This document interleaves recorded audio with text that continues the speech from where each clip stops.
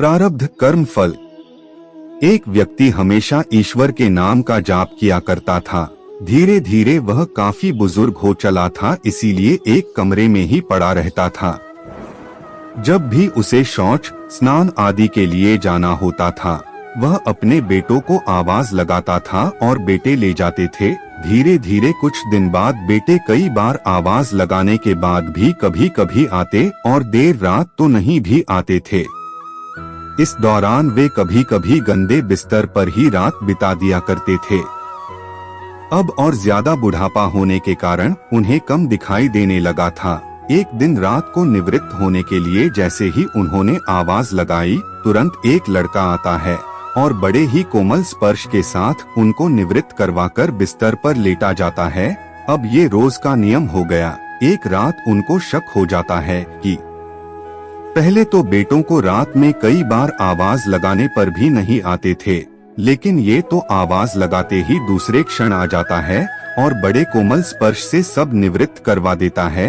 एक रात वह व्यक्ति उसका हाथ पकड़ लेता है और पूछता है कि सच बता, तू कौन है? मेरे बेटे तो ऐसे नहीं हैं।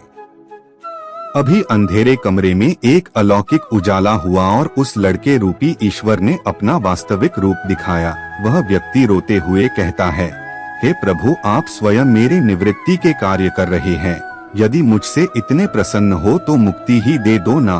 प्रभु कहते हैं कि जो आप भुगत रहे हैं वो आपके प्रारब्ध है।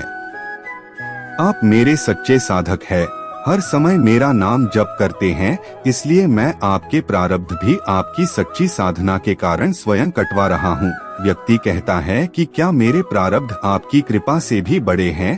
क्या आपकी कृपा मेरे प्रारब्ध नहीं काट सकती है? प्रभु कहते हैं कि मेरी कृपा सर्वोपरि है, ये अवश्य आपके प्रारब्ध काट सकती है, लेकिन फिर अगले जन्म में आपको ये प्रारब्ध भुगतने फिर से आना होगा। यही कर्म नियम है। इसलिए आपके प्रारब्ध में स्वयं अपने हाथों से कटवाकर इस जन्म मरण से आपको मुक्ति देना चाहता हूँ। ईश्वर कहते हैं, प्रारब्ध तीन तरह के होते हैं। मंद प्रारब्ध मेरा नाम जपने से कट जाते हैं। तीव्र प्रारब्ध किसी सच्चे संत का संग करके श्रद्धा और विश्वास से मेरा नाम जपने पर कट जाते हैं।